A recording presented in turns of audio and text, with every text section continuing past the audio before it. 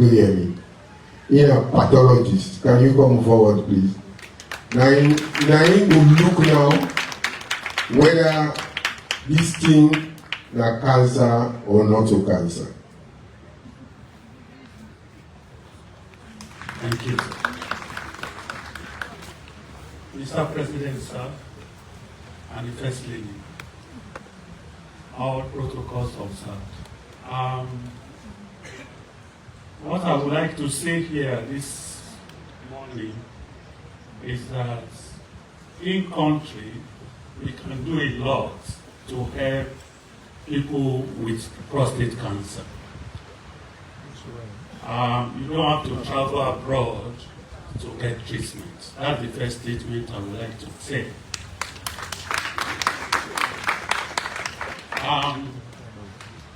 Dr. Godinaris mentioned something about screening. I'm going to encourage us men from 40 and above to go out there for screening. There are so many hospitals within Freetown and outside that you can do PSA there. And when you do PSA and you're told that it is high, the doctor can go ahead and take a sample. And when they take the sample, it is sent to us, the pathologist. 4 years ago, the president, in his wisdom, brought 2 of us here, and we have been working very hard since then. From 2021 to date, we have received 409 prostate biopsies, and it's been increasing from 2021 to 2024. That means the awareness is growing. And out of these 409, 156 of them were positive for cancer. And if you take it to ratio, it means out of every 10 people with prostate problem, 4 of them will likely come with cancer, which is similar to what is observed every part of Africa. Now, when a diagnosis is made, we have doctors in country that can treat. There are many modalities of treatment, like surgery, depending on the stage. What we always hope for is to get the cancer at the early stage. If that is the case, it is much easier to treat. Even where it is late, there are also therapies that can be used that we have in the country. The only treatment that is not available as of today is radiation therapy. And this is a major part of the therapy that people suffering prostate cancer would need. So since Mr. President is here, I want to use this opportunity to say we need to up this part of our treatment, because this treatment will not only treat prostate cancer, it is used to treat all forms of cancers. And so it will really improve the treatment of cancer generally in the country.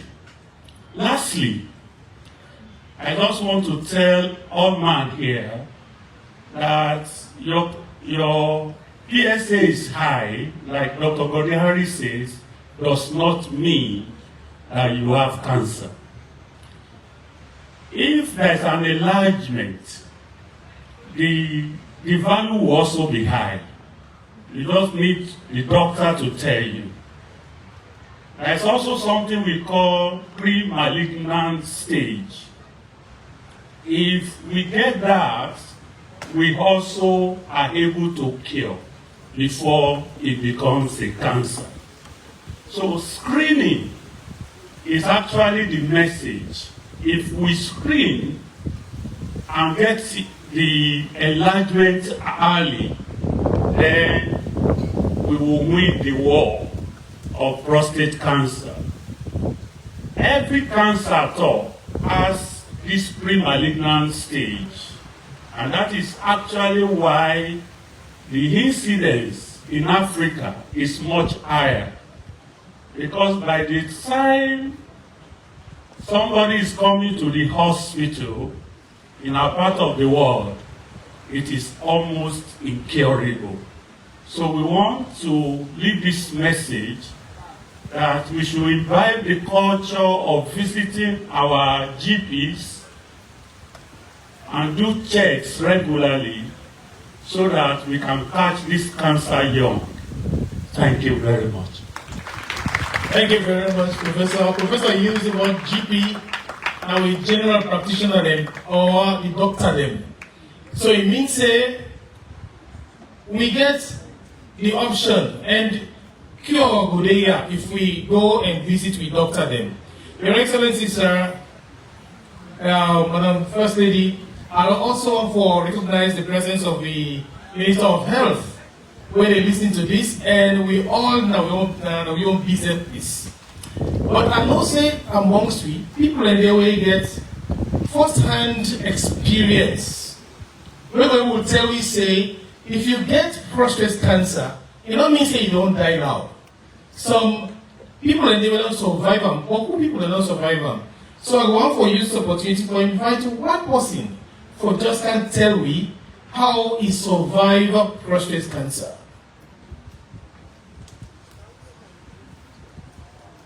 I understand so we really watch the video right now.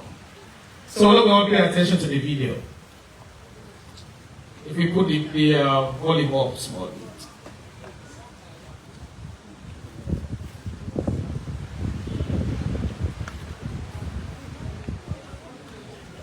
Yeah, they will put the volume up. GG's now.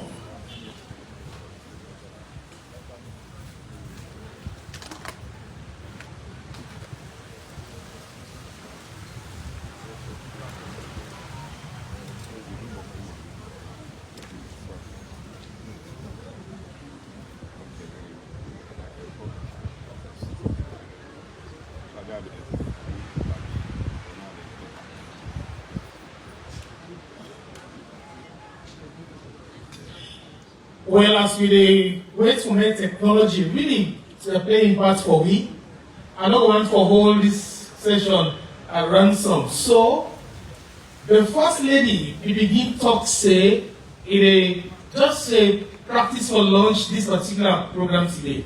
And so, since the technology not still how to invoice it, I think say we will give the honor to Her Excellency the First Lady to actually bring in statement and launch this particular program officially. Hey, let me clap. Come on in there. Come in there. Come on, let me talk about First Lady.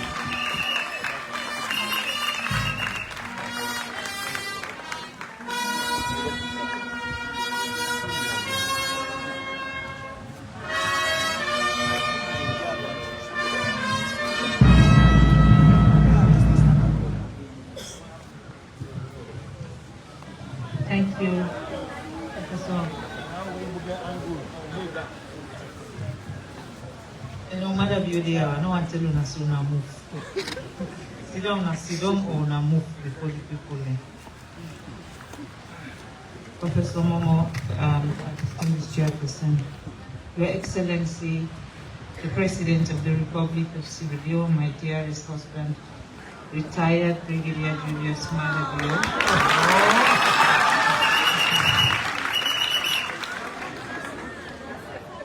Our government ministers here present, members of the Sierra Leone Parliament here present, my sister Tina, the President of Prostate Cancer UK Sierra Leone, Excellencies, members of the diplomatic and consular corps, our development partners, members of the private sectors and business community, of course, our dear host, Tina Davis, OBE, OOR, founder and president of Cancer UK Sierra Leone, distinguished guests, members of the Fourth Estate, ladies and gentlemen, our school pupils, good morning to you all. Today I stand before you to address and dedicate myself to a very critical issue affecting the development of our great nation and men around the world. Since 2018, when my husband became President of the Republic of Sierra Leone and I became First Lady of the Republic of Sierra Leone, the name Fatima has been synonymous to women and girls, and the Hands of Our Girls campaign that germinated has metamorphosed into various forms around the world. The UN World Day, November 18, and the We Are Equal campaign, to name but a few. Quite recently, a landmark law that prohibits child marriage in our nation is an outcome of the Hands of Our Girls campaign. Indeed, we have made progress for women and girls under the leadership of His Excellency retired Brigadier Julius Madabio. On a proper reflection and deep thinking, including the desire from our men and boys, I have been thinking carefully of doing something that will not only be recognized but impactful on the lives of the male gender in Sierra Leone. So, in this my new age, I have dedicated to the issue and cause of prostate cancer in our country and society. As you all are aware and know that I am courageous to challenge issues that other people shy away from. When I started the Hands of Our Girls campaign and the Free Sanitary Pad campaign, the repercussions were high, but today, alhamdulillah for our women and girls, the silence and taboo of menstruation in our society is no longer the same. Today, it is the turn of the men and boys. The taboo and silence around prostate cancer is going to be targeted the same way we did for menstruation.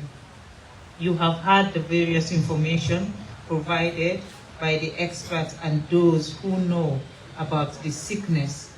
Since we are raising awareness as the first step, permit me to put in my own brief about prostate cancer. The following are the key symptoms: problems of urinating, pain during urinations, blood in urine and semen, erectile dysfunctions, and bone pains. What causes prostate cancer? We have been told when men are getting old, especially after 50 years of age, they are at risk. Also, it can be due to family history. Ethnicity is another casualty factor. Black men have higher risk. The other causes are due to genetic and obesity. How do we know that someone has prostate cancer? Is by screening and diagnosis, including performing PSA tests, digital rectal exams, and biopsies. Prostate cancer can be treated by surgery, radiotherapy, hormone therapy, chemotherapy, and immunotherapy therapy. We can prevent prostate cancer and manage it by regular screening, healthy lifestyle, and medication. We are committed to improve our health system, and the Ministry of Health is making efforts in that direction by bringing together key stakeholders from governments, civil society, NGOs, young people, community representatives. Will expand the conversation on prostate cancer. Our goal is to raise awareness about this menace and generate community action. Together, we will promote a culture of an supportive environment where all men can thrive. Community leaders must speak about it and support affected people. To our men, I urge you to be champions of change. Stand up against and break the silence, but more importantly, support your peers in making healthy and respectful choices. Your voices, your actions, and your leadership are crucial in creating the space where every man can live free from prostate cancer and fully enjoy their lives. Let us all commit to health, well-being, and happiness of our men. Together, we can build a society where every man, regardless of social status, can live with dignity, respect, and health. Together, let us create a brighter future for our men in our beloved nation. Together, we can surely make a difference in the lives of all our men by supporting them, by encouraging them to do a regular test so that they know if they are also affected by prostate cancer. Ladies and gentlemen, I did announce to you and announce to this nation that today is when I celebrate my birthday.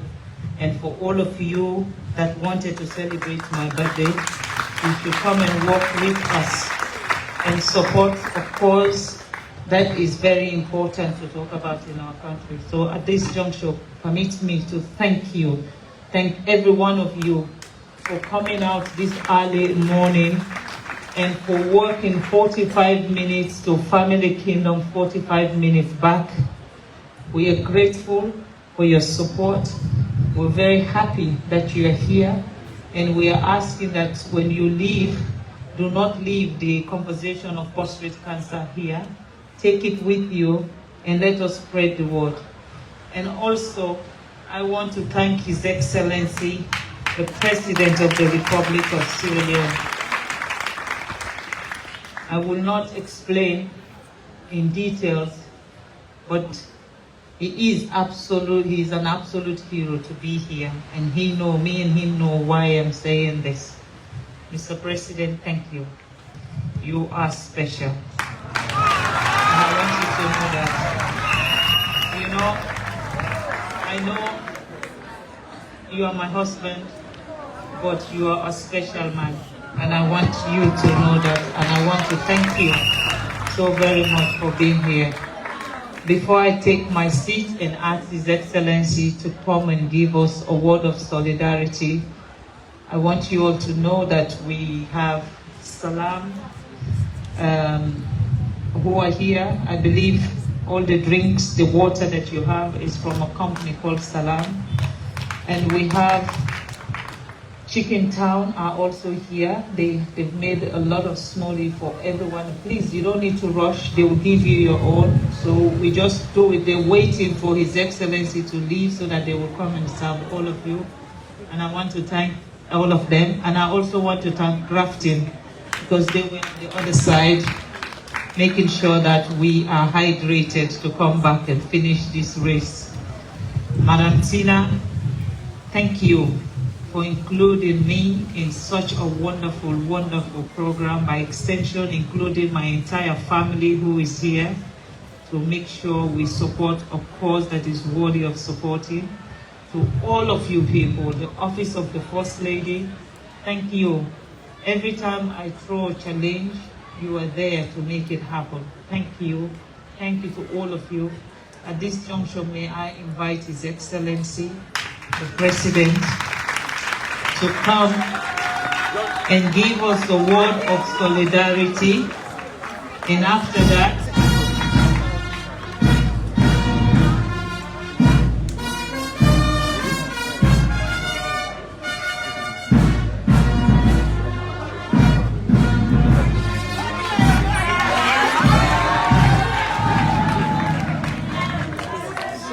His Excellency finished making his solidarity statement, we'll ask His Excellency to release the balloons in support of all prostate cancer survivors. And I understand that they brought a cake for me to cut because it is my birthday. So thank you, every one of you, for being here. May God bless you all.